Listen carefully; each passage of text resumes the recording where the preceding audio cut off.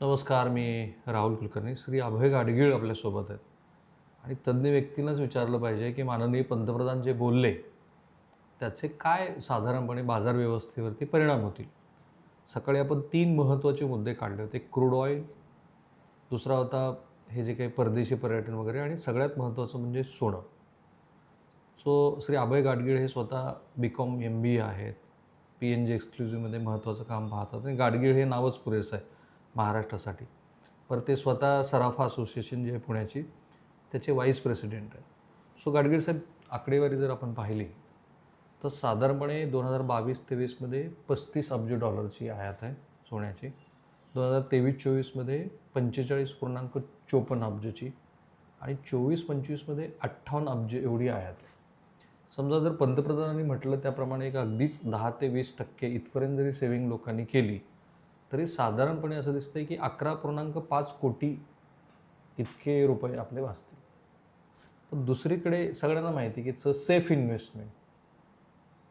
आता पहिला तुम्हाला वाटतं की याचा काही परिणाम होईल, इमिडिएट इफेक्ट होईल? नमस्कार.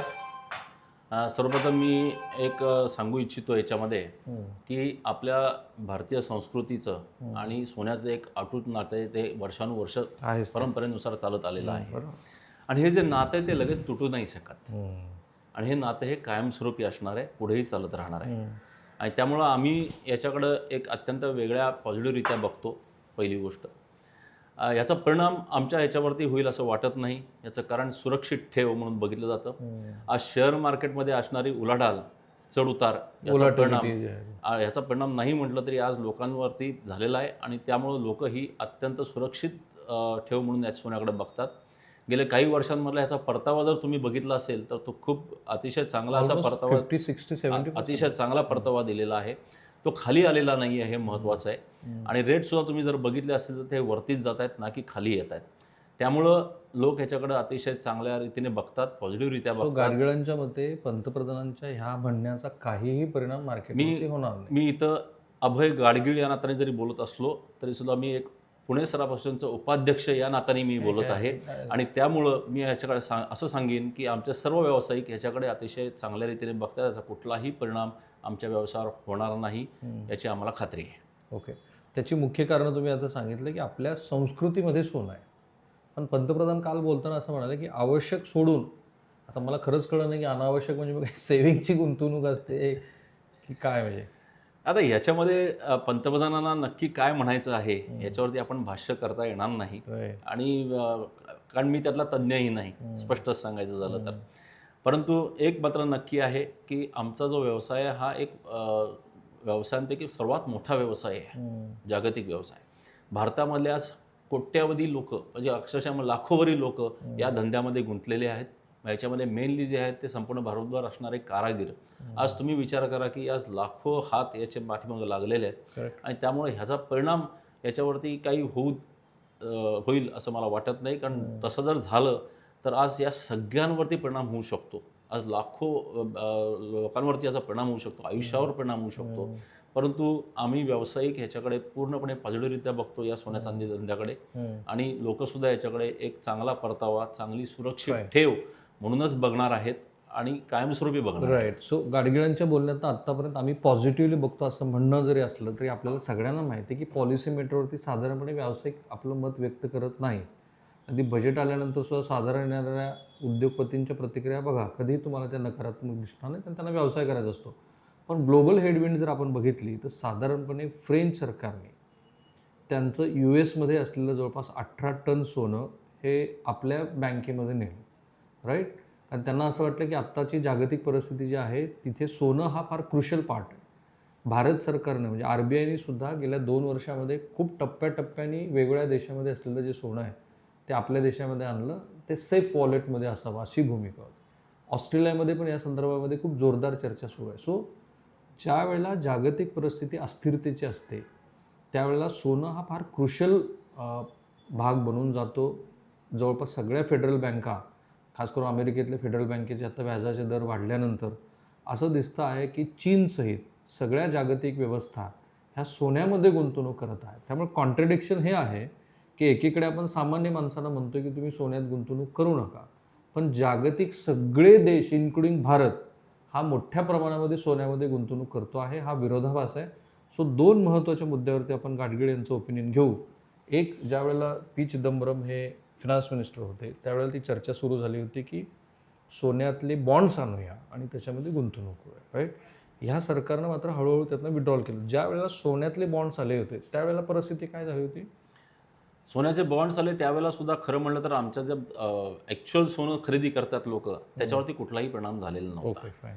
कारण आज एक लक्षात घेणं गरजेचं आहे, आज सोनं हा असा विषय आहे, जर गरज भासली तर समोरासमोर विकून त्याचे पैसे मिळतात. ॲग्री. आज बॉन्ड्समध्ये तुम्हाला एका फटक्यात पैसे मिळू शकत नाहीत. हा एक खूप मोठा पॉझिटिव्ह असा त्याचा एक भाग आहे, नाही म्हटलं तरी. आज अडीअडचणीला आज सोनंच उपयोगी पडतं, सोनं चांदीच उपयोगी पडतं. मग तुम्ही अक्षरशः कुठल्याही देशात जावा, हा एकमेव धातू असा आहे की जिथं तुम्ही त्याची खरेदी विक्री करू शकता. या धातूशिवाय कुठलीही दुसरी वस्तू अशी नाही की त्याची खरेदी विक्री होऊ शकेल.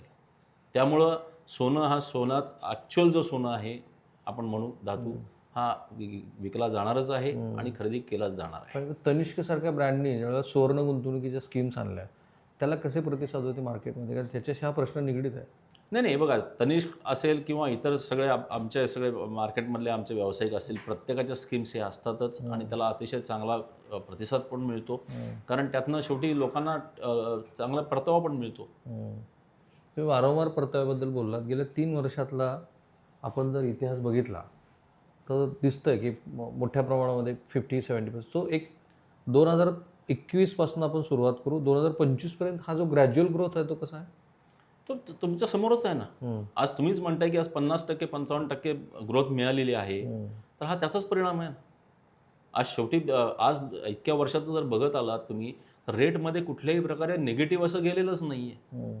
तो वरतीच वाढत गेलेला आहे आणि त्यामुळं ह्याच्याकडे लोकांचा बघण्याचा दृष्टिकोनच पूर्णपणे बदललेला आहे. आता लोक आता जास्त म्हणजे दागिने तर आहेतच, ते एक ठराविक आपल्या ह्याच्यासाठी असतातच, परंतु लोक आता ह्याच्याकडे एक इन्व्हेस्टमेंट म्हणून सुद्धा बघायला लागलेले आहेत आणि त्याचा खूप मोठा परिणाम खरेदीवर पण आहे, चांगला परिणाम आहे. म्हणजे जेव्हा 25,000पासून सोनं 1.5 लाखापर्यंत पोहोचलं तर लोकांची काय क्रयशक्ती वाढली म्हणून लोक खरेदी करतायत की काय अदर रिझन्स आहेत? दोन्ही गोष्टी आहेत ना. आज क्रयशक्ती वाढलेली पण आहे आणि ह्याच्यामध्ये अजून एक गोष्ट महत्त्वाची मी असं सांगेन की अगदी म्हणजे लहानातला लहान व्यावसायिक असेल किंवा जो लोक असतील ते सुद्धा आपापल्या क्रयशक्तीनुसार म्हणजे काय म्हणूया आपण त्याला कपॅसिटीनुसार सोनं आज खरेदी करतात. कारण शेवटी लोकांना ही माहिती आहे की सोनं हा चांगला परतावा देणारा धातू आहे.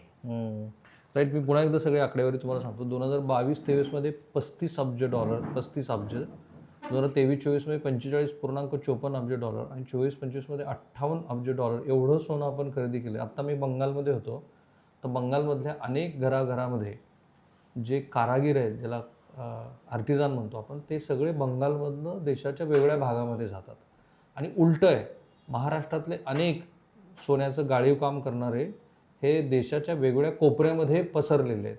तो हा सोनं तशा अर्थाने रोजगार निर्मितीच्या दृष्टीनं महाराष्ट्रासाठी पण एक क्रुशल पार्ट आहे. नॉट ओन्ली महाराष्ट्राचा एक त्यातला भाग आहेच आहे, पण तुम्ही संपूर्ण भारतभर जर बघितलं तर याचा मेन कारागीर जे लोक आहेत ते संपूर्ण भारतभर पसरलेले आहेत. तुम्ही आता असं म्हटलं तर पश्चिम बंगाल, तर बंगाली कारागीर ह्यातला एक महत्त्वाचा भाग आहे. कारण मॅक्झिमम दागिने हे त्यांच्याकडनं येतात. म्हणजे बंगालमध्ये असं नाही, ते बंगाली कारागीर महाराष्ट्रामध्ये पण बसलेले आहेत आणि संपूर्ण इतर राज्यांमध्ये पण बसलेले आहेत. त्यामुळं ह्याचा परिणाम जर तुम्ही जर म्हणलात जर झालाच होईल असं अजिबात आम्ही म्हणतच नाही आहोत. कारण आम्ही पॉझिटिव्हरित्या याच्याकडे बघतोय. आज तुम्हीच विचार करा ना, आज 50-55% जर परतावा देत असतील, असं कुठला धातू आहे दुसरा मला सांगा. शेवटी लोक त्याच्याकडे त्या दृष्टीने पण विचार करतात ना. आणि लाखो कारागीर आज याच्यावर अवलंबून आहेत. लाखो कारागिरांच्या नंबर ऑफ शॉप्स किती आहेत, नंबर ऑफ उलाढाल किती आहे? पुणे बाजारपेठेची उलाढाल नाही, आता कोट्यावधी रुपयांची उलाढाल आहे. ते आता समोर माझ्याकडे आकडे नाही आहे. लास्ट इयरचा काय तुम्हाला नाही, माझ्याकडे आता समोर आकडे नाही आहे. मी उगाच काहीतरी मी हे बोलणार नाही, कारण शेवटी मग ते वेगळ्याने जातं. परंतु उलाढाल ही अतिशय चांगली आहे, पॉझिटिव्हरित्या उलाढाल आहे. मध्ये जे रेट कमी जास्त झाले त्याच्यावर थोडासा परिणाम झालेला होता, परंतु आता रेट स्थिर झाल्यामुळे किती % डाऊन होतं मार्केट? एक साधारण एक म्हणाल तर 20-25%. परंतु त्याचा परिणाम आता परत उलटा झालेला आहे, कारण स्थिर भाव झालेले आहेत. तुम्ही अक्षरतृतीया बघितली असेल आत्ताची जस्ट झालेली, अतिशय चांगली अशी अक्षरतृतीया गेलेली आहे. पाडवा चांगला गेलेला आहे आणि रेट स्थिर असल्यामुळं आता लोक पुन्हा सोन्याच्या खरेदीकडे वळलेले आहेत. पण आज सकाळपासून तुम्हाला जळगावातनं किंवा वेगवेगळ्या ठिकाणातनं ॲटलिस्ट चिंता व्यक्त करणारे तरी फोन आले असतील? नाही, चिंता व्यक्त करणारे असे फोन नाही आहेत की आपलं व्यावसायिकांचं याच्यावरचं मत काय आहे याच्यासाठी फोन नक्की आले. कारण शेवटी आज असोसिएशन म्हटलं की याचा एक वेगळा हे असतो आणि असोसिएशनचं म्हणणं याच्यावर सर्वात महत्त्वाचं असतं. ते काय आहे? ते मी आत्ताच सांगितलं की याच्यावर आम्ही वी आर व्हेरी पॉझिटिव्ह. याच्यामध्ये कुठलाही परिणाम कालच्या वक्तव्याचा पंतप्रधानांच्या यू आर नॉट वक्तव्याचा taking this as a negative आम्ही याच्यावर निगेटिव्ह ॲस्पेक्ट अजिबात आम्ही बघत नाही. एक सुरक्षित ठेव म्हणून लोक आज त्याच्याकडे बघतात आणि ते तसंच कायमस्वरूपी बघत राहणार आहेत. त्यामुळे आमच्या व्यवसायावर थोडक्यात कुठलाही राजकीय परिणाम होणार नाही. स्टेटमेंटपेक्षा लोकांची गरज काय आहे तिथं जास्त लोक महत्त्व देतील असं तुम्हाला अर्थातच वाटतं. बरोबर ना? अर्थातच. सो थोडक्यात त्यांच्या म्हणण्याचा अर्थ असा की लोक त्याला डिफाय करतील. असं आहे की ग्लोबल हेडविंड जर आपण बघितले तर हे खरंच आहे की ज्या पद्धतीच्या एकतर आधी कोविड होता, त्याच्यानंतर मिस्टर ट्रम्प होते रेसिप्रोकल टॅक्स, आणि त्याच्यानंतर आता मिडल ईस्टमध्ये सुरू झालेलं हे युद्ध, ह्यामुळं भारतीय परदेशी जी गंगाजळी आहे त्याच्यात मोठ्या प्रमाणामध्ये परिणाम झाला आहे, ही वस्तुस्थिती आहे. आणि त्यामुळं काही काळासाठी का असे ना अशा पद्धतीच्या उपाययोजना ज्या वेगवेगळ्या देशातल्या मंडळींनी केल्यात त्याबद्दल अर्थतज्ज्ञ पण सांगतात की आपल्याला काहीतरी करायला लागेल. पण ते काय करायला लागेल आणि अशा पद्धत, कारण शेवटी असं आहे ह्या सगळ्याच एक तुम्ही MBA केलेलं आहे म्हणून शेवटी अशा कुठल्याही धोरणांचा बाजारपेठीय व्यवस्थेवरती नकारात्मक परिणाम होतोच की. हे होत असणार नक्कीच, आम्ही म्हणतच नाही त्याच्यामध्ये. परंतु त्याच्यामध्ये एक गोष्ट वेगळी असं मला वाटतं की प्रत्येक मार्केट हे वेगळं असतं. सोनं चांदीचं मार्केट ही अतिशय वेगळं आहे. आणि गेल्या काही वर्षात जर बघितलं मी पुन्हा तेच सांगतोय की आज लोकांचा ह्याच्याकडे बघण्याचा नजर जी आहे ही वेगळी आहे झालेली. कारण यांनी जे दिलेलं सोन्याने दिलेला जो परतावा आहे, जे सुरक्षित ठेव आहे, आणि अर्थात मी मगाशी म्हटलं तसं की अडीअडचणीला शेवटी सोनंच उपयोगी पडतं. कुठल्याही देशात जावा त्या वेळेला अडीअडचणीला सोनंच उपयोगी पडतं. त्यामुळे लोकही याच्याकडे अतिशय पॉझिटिव्हरित्या बघतात. थांबूया आपण इथे. मला जे काही म्हणायचं मी फक्त अर्थशास्त्रीय भाषेतनं त्याचं विश्लेषण केलं. सकाळी आणि काल रात्री आम्ही जे विश्लेषण केलं आहे, फॉर्च्युनेटली तुम्ही ते लाखोच्या संख्येनं बघितलं आहे. बरेच महत्त्वाचे मुद्दे तुम्ही कमेंट बॉक्समध्ये टाकलेत. त्याचं राजकीय विश्लेषण आपण करूया नंतर. Thank you sir. धन्यवाद. थँक्यू. धन्यवाद.